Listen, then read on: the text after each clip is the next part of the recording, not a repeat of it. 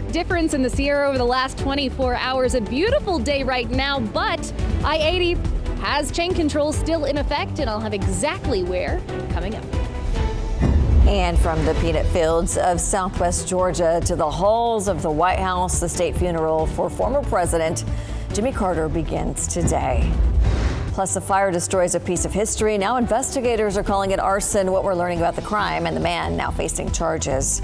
Thank you so much for joining us today. It is Saturday, January 4th. I'm Leticia Ordaz, and we are tracking snow in the Sierra. And we're bringing you team coverage this morning. KSRA 3's Aaron Heft is in Placer County, and meteorologist Kelly Curran is standing by with our weekend forecast. Let's begin with Aaron. Yeah, good morning, Leticia. In the 20s up here in Nyack, we're sitting at the Nyack Shell Station, and right behind me is Interstate 80, and there are chain controls in effect. A lot of changes over the last 24 hours, specifically in the foothills and the Sierra. So let's read you off what you need to know today if you're one of the travelers eastbound or even westbound through the Sierra passes. So for eastbound traffic, chains are required for all cars except for four-wheel drive vehicles with snow tires on all four of those wheels from here in Nyack, Placer County to the Nevada state line. Caltrans actually asking drivers to research chain control locations as they're working to update chain control descriptions for consistency with internet mapping systems like Google Maps and MapQuest.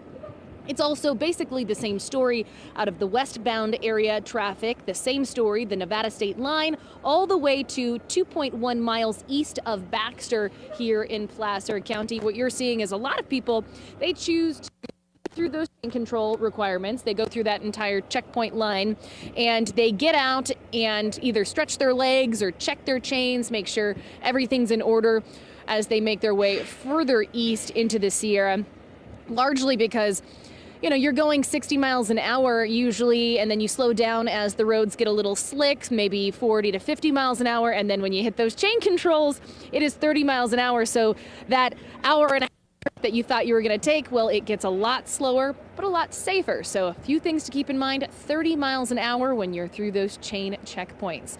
For the rest of our viewing area and all of the weather in between, let's go to Kelly. Yeah, and right now, drier conditions. I have to say, I love how beautiful it is where Aaron is, though. I mean, all the snow-covered trees and the blue sky. Gorgeous. This is a live look outside in Fairfield. We're certainly seeing some sunshine. We also have some high clouds out there and a little bit of patchy fog as well. Now, most of that is already starting to clear up. We are looking at dry conditions as we head throughout the weekend, so no additional snow on the way. And we've got some gusty winds on the way, but that's not until later this week. So right now, as we take a look at that satellite imagery, we had mainly clear skies overnight. That's why it's so cold. We're starting to see some more clouds building in, and we're going to see more of those throughout the day.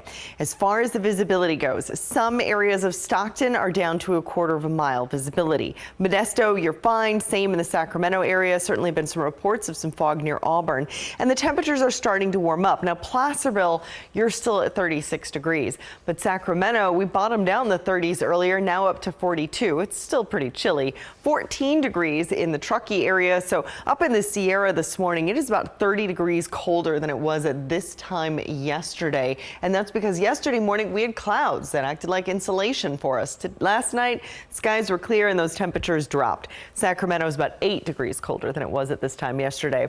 Now, as we get into the afternoon, temperatures will be climbing up into the mid-50s across much of the valley, and again, we'll see a few clouds around from time to time.